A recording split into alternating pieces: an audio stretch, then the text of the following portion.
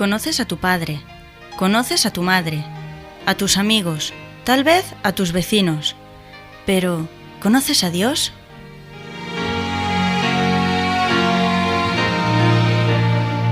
Aún hay tiempo para conocer a Dios.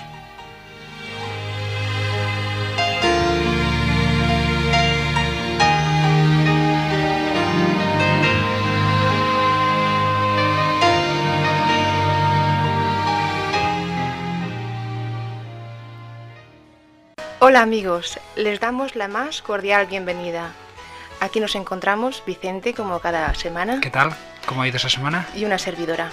Les pretendemos hacer pasar un rato divertido o de reflexión.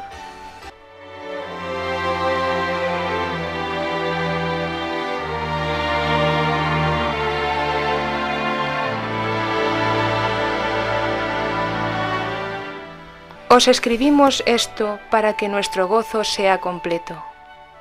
El Dios de la esperanza os colme de todo gozo y paz en vuestra fe, hasta rebosar de esperanza por la fuerza del Espíritu Santo.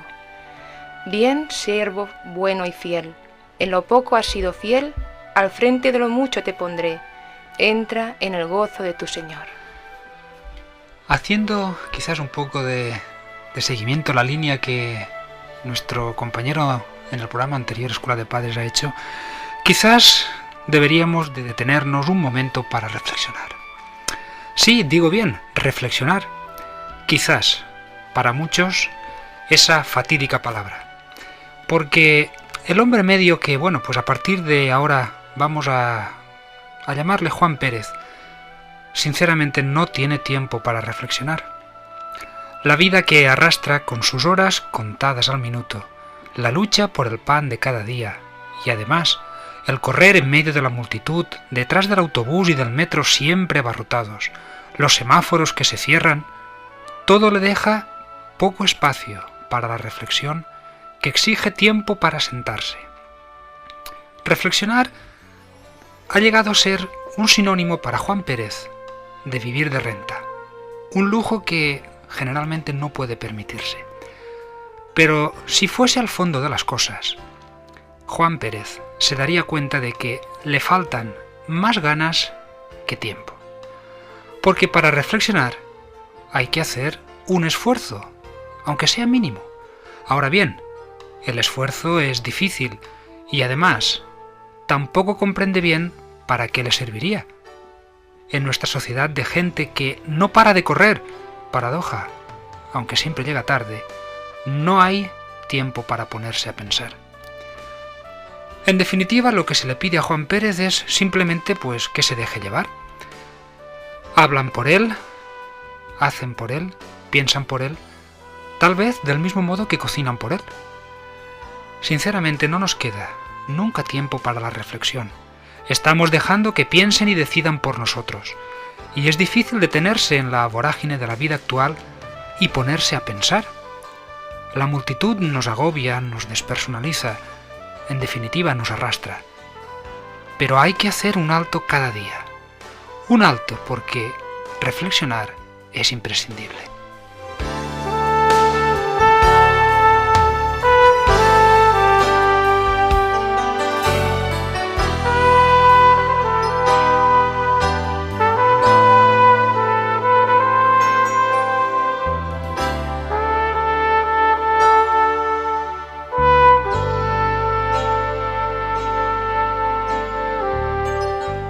A Juan Pérez le sirve nuestra civilización de snacks bars, con los platos precocinados, los periódicos que piensan en su lugar. Por lo demás, tampoco lee los periódicos, pero mira los titulares, las ilustraciones, porque las fotos sustituyen con ventaja a los artículos, y prefiere el cine a los buenos libros y la televisión a la radio.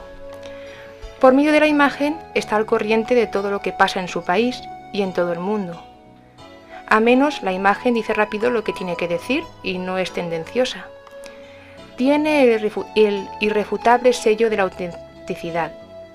Por último, le dispensa de todo esfuerzo intelectual con el que, sin embargo, se afirmaría su originalidad, su personalidad a través de la selección y del cultivo del gusto y del espíritu crítico. Pero ahí está precisamente el problema. Juan Pérez no tiene personalidad. No creamos que no quiere enterarse. Quiere estar al corriente de lo que pasa, de la rebelión del tercer mundo y del último viaje interplanetario. Pero no confundamos la curiosidad con el estudio. La curiosidad busca lo sensacional, lo extraordinario, lo inédito. Al fin y al cabo, adjetivos de los que están repletos los periódicos, y lo mezcla todo, lo importante y lo trivial, con tal que halague y divierta a un público ávido de sensaciones. Pues la curiosidad traga sin digerir, llena la cabeza sin alimentarla. Pero el estudio es, o por lo menos deberíamos de esforzarnos para que en nosotros sea otra cosa. Estudiar es tratar de comprender, pero comprender implica un esfuerzo, un contraste y una selección de los hechos, así como la búsqueda del vínculo que los une. No acepta nada sin pruebas, por saber que de la conclusión de hoy sacará las consecuencias adecuadas para establecer y para esbozar los progresos del mañana. Pues bien, la religión no es materia de curiosidad, exige que se la comprenda. No quiere que se la reserve guardada en ese cajón desastre, donde se amontonan todas las ideas recibidas no se sabe de dónde, y también donde se almacenan las prácticas de culto que se creen verdaderas por poco que las reconozcan gran número de nuestros vecinos, que, dicho sea de paso, siguen exactamente el mismo criterio que usted, señor Pérez. La religión exige reflexión, discernimiento, más aún, exige un cambio de valores. La religión es la ocasión suprema de reflexionar, de regresar al fondo de nosotros mismos y de descubrir allí el error y el mal, de reconocer allí también cómo es y cuál es el llamamiento divino. Hermanos, ¿qué tenemos que hacer? Preguntaron los hombres del Pentecostés que habían conseguido esa vuelta a sí mismos escuchando el discurso de Pedro, a lo que éste contestó: arrepentíos. Es decir, haced marcha atrás, cambiad vuestro ritmo de vida, no os dejéis arrastrar más por esa forma de vida trivial que es la vida material con sus preocupaciones cotidianas. Pues antes que los que dudan, antes que los que niegan los mayores enemigos de la religión, los que le hacen más daño, son como quienes, Juan Pérez, no tienen ni media hora al día para orar y reflexionar. Verdad es que en este aspecto se ha decepcionado a Pérez frecuentemente. Ha visto llegar a conclusiones completamente contradictorias a los que, según ellos, reflexionan. Tanto que se ha fijado esta regla en apariencia sensata, como no hay que tratar de comprender. Sensatez barata, pero sensatez al fin y al cabo. Porque la ciencia ha hablado, y la filosofía y la política, y las noticias llegadas de estos ámbitos no han tranquilizado a Pérez. Se desconfía bastante de unos y de otros. Hemos confundido curiosidad con estudio. Hemos querido sustituir la reflexión y el análisis con la acumulación de datos objetivos, aunque sea en cantidad inabordable. Y así no vamos a ninguna parte, sobre todo en materia de religión.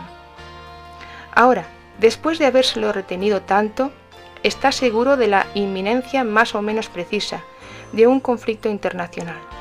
Se lo confirman todos los días los medios informativos, y a juzgar por el creciente número de misiles cada vez más potentes y los odios raciales, no hay duda de que la lucha será gigantesca e implacable.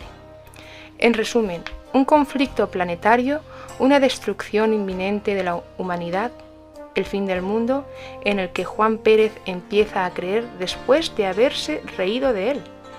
Y si todavía le cuesta creer en su universalidad, siente que no pregaría nada bueno para él. En estas condiciones comprenderemos que se prefiere vivir al día.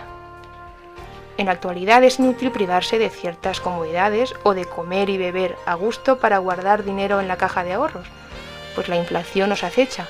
Por lo menos del hoy estamos seguros, y esta filosofía tiene su triste repercusión moral.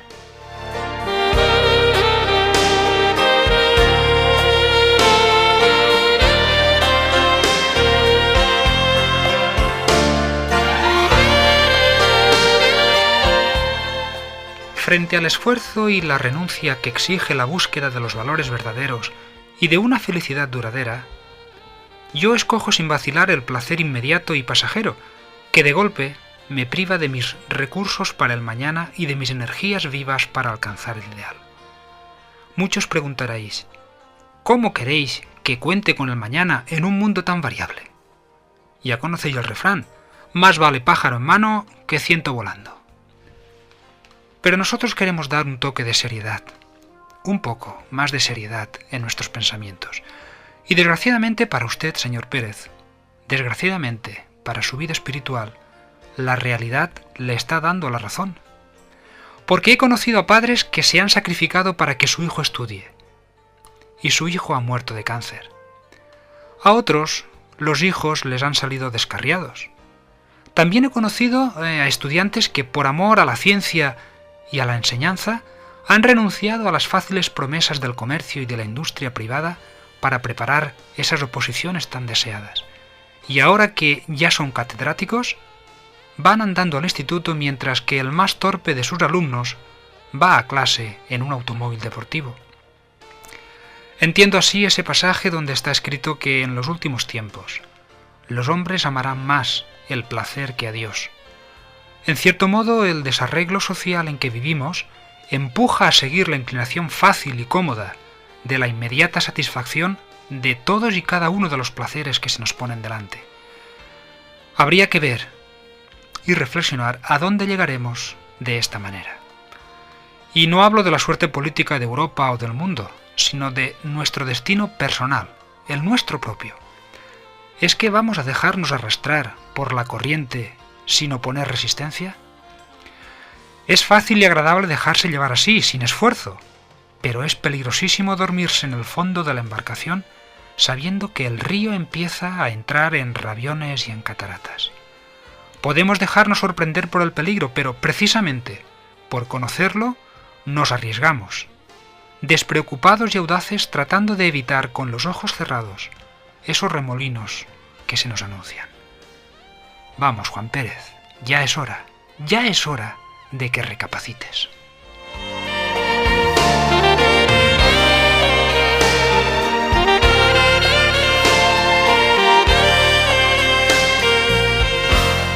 Tomémonos unos instantes para reflexionar y volver sobre nosotros mismos. Dice un texto, por encima de todo cuidado, guarda tu corazón, porque de él brotan las fuentes de la vida. Y es que en él es donde descubriremos a Dios. La ocasión de reflexionar, por excelencia, es la oración. Sé que hoy esta palabra se emplea muy mal. Oramos cuando ya no nos queda otro recurso, como el condenado en el momento de su ejecución, o cuando no se tiene experiencia de la vida, o se quiere escapar de ella, como el niño al pie de su cama, y el eremita. Desde luego, nos han hablado de santos que paseaban y que pasaban noches enteras en oración, pero igual que el catecismo, nunca nos lo hemos creído del todo.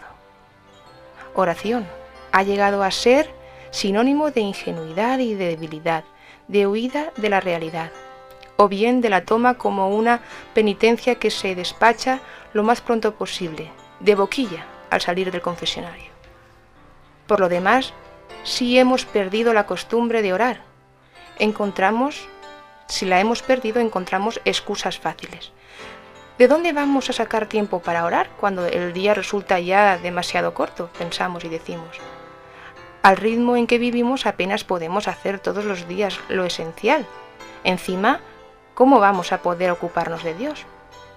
Pues bien, a los que hablan de esta manera contestaré que considerad la oración como una actividad esencial de vuestra vida. ¿Es que por falta de tiempo os quedaréis sin comer ni dormir? Confesamos que llenamos nuestra jornada con 1000 obligaciones superfluas, los negocios, los espectáculos, las visitas, las recepciones, la rutina de la vida cotidiana. Todo esto se antepone a nuestra vida interior, dejando el alma invadida por el mundo entero, el pensamiento hecho añicos, los sentimientos dispersos por mil cosas externas que nos desgarran a nosotros mismos. Pues una sola cosa es necesaria, decía Jesús a Marta, que atormentada también por 1000 ocupaciones menudas, reclamaba la ayuda de María, su hermana, sentada a los pies del Maestro, escuchándolo con el alma sedienta de verdad. Y Jesús le contestó a Marta: María ha elegido la parte buena que no le será quitada. Pues sí, una sola cosa es necesaria: poner a Dios en nuestra vida. Todo lo que se dice de la oración, sinceramente, demuestra de manera suficiente que no sabemos orar. No se trata de repetir mecánicamente fórmulas que no consiguen retener la atención, simple ejercicio memorístico o de boquilla. Sin orar, se trata de hablar realmente con Dios como nuestro Padre, confiándole en nuestras esperanzas, nuestros temores, nuestras penas, nuestras alegrías, nuestros proyectos, los fracasos. Pretender lo que muchos desean y quieren, disfrutar de una vida espiritual rica e intensa sin orar, de una manera cotidiana, pues esto es engañarse a uno mismo. La oración es, por una parte, alimento y por la otra, aliento del alma. Por eso los discípulos le pidieron al Maestro: enséñanos a orar. Los 12 oraban, pero se daban cuenta de que no sabían hacerlo correctamente. Y como bien escribe Elena White, escritora cristiana, en su libro El Camino a Cristo, dice lo siguiente: para ponernos en comunión con Dios, debemos tener algo que decirle tocante a nuestra vida presente. Orar es el acto de abrir nuestro corazón a Dios como a un amigo. No es que sea esto necesario para que Dios sepa lo que somos, sino a fin de capacitarnos para recibirle. Porque la oración no baja a Dios hacia nosotros, antes bien nos eleva a Él. La vida adquiere otro sentido, como le ocurrió a Moisés en el monte Sinaí. El alma se transfigura ante Dios. La oración es el aliento del alma. Toda alma que no ora, muere. La regla de la oración es sencilla, comprensible para todos. Palabras textuales de Jesús dice: pedid y recibiréis, porque todo el que pide recibe, el que busca halla, y al que llama se le abrirá. Pero hay que pedir, porque pedir es en sí un acto de humildad. Es reconocer el fracaso de las soluciones humanas, y ya habíamos esperado mucho de la ciencia. Sinceramente, el siglo XIX sabe mucho respecto a esto. Creyó poder eliminar a Dios y recibirlo todo de la inteligencia humana. Pero si somos sinceros, la ciencia no lo ha explicado todo. Tengo aquí una cita conocida y famosa de la intervención de Jean Jaurès en la Cámara de Diputados de Francia el 11 de febrero de 1895. Ella dice: lo que hay que salvaguardar ante todo, que es el bien inestimable conquistado por el hombre a través de todos los prejuicios, todos los sufrimientos y todos los combates, es la idea de que no hay ninguna verdad sagrada, que toda verdad que no provenga de nosotros es una mentira, que hasta en las accesiones que prestemos nuestro sentido crítico debe permanecer siempre despierto, y que una secreta rebelión debe mezclarse con todas nuestras afirmaciones y con todos nuestros pensamientos. Así que, si el mismo ideal de Dios se hiciese visible, si Dios mismo se alzase ante las multitudes bajo forma palpable, el primer deber del hombre sería rehusar la obediencia y considerarlo como el igual con quien se discute, no como el amo que se soporta.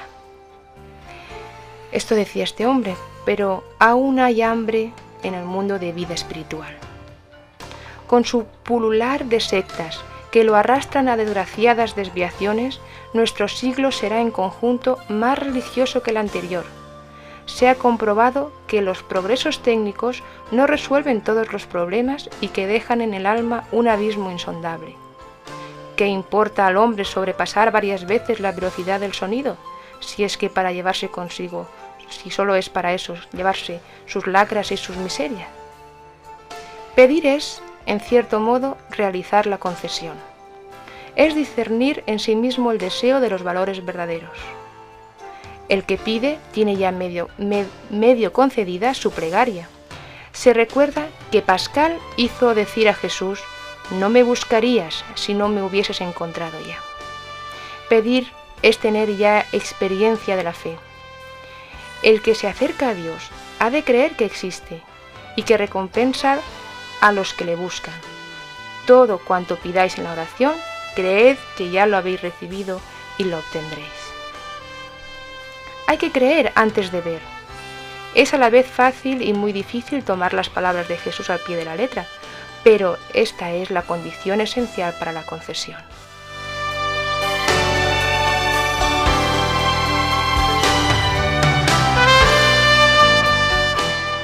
El Evangelio de San Juan relata la curación milagrosa de un pobre enfermo paralítico desde hacía 38 años. Jesús sencillamente le ordenó andar. Si aquel hombre hubiese esperado ver para creer, habría pasado seguramente por un cruel tormento, creyendo que se burlaban de él invitándolo a hacer algo imposible. Habría podido contestar con cierta sonrisa dolorosa: ¿no ves que ni siquiera puedo levantarme? Que me curen primero si es que quieres que ande. Pero esto no fue lo que hizo este hombre. Simplemente creyó en Jesús. Creyó que estaba curado y obró en consecuencia. Quiso andar y anduvo. La fe sabe de estas victorias que aparentemente no son imposibles. Y ahí está el verdadero poder del cristianismo, la gran fraternidad que debe existir entre los hombres. Porque sin la oración y sin la fe no hay vida espiritual, ni ascensión, ni victoria, ni conversión. Y por tanto no hay cristianos. La actitud de Jesús mismo lo muestra suficientemente, retirándose al atardecer a los montes de Palestina y pasando horas enteras buscando fuerza de lo alto a través de la oración. Estas horas de intensa comunión con su Padre superaban en mucho el nivel de las letanías fariseas. Así, los discípulos tuvieron la impresión de que tendrían que aprender de nuevo cómo orar. Fue entonces cuando Jesús les enseñó la más sencilla, la más asequible, la más alentadora y la más ennoblecedora de todas las oraciones, como es el Padre Nuestro.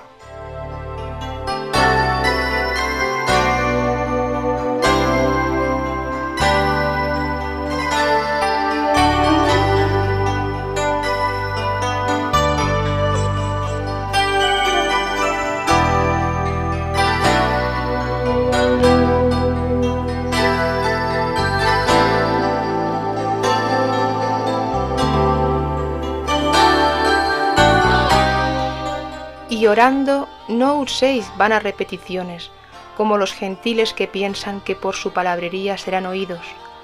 No os hagáis pues semejantes a ellos, porque vuestro Padre sabe de qué cosas tenéis necesidad antes que vosotros le pidáis. Vosotros pues oraréis así: Padre nuestro que estás en los cielos, santificado sea tu nombre. Venga tu reino.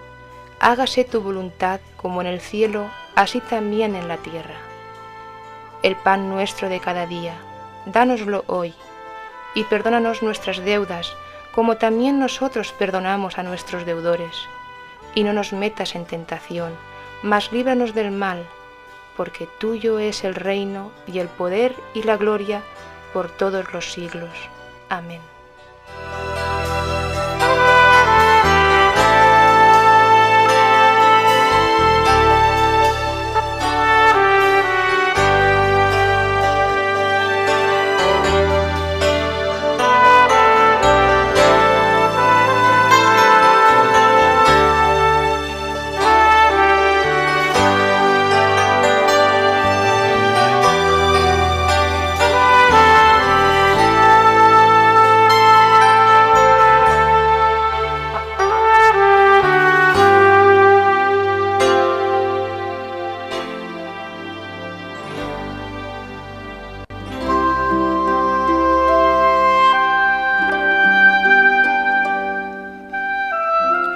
pues hasta aquí nuestro programa.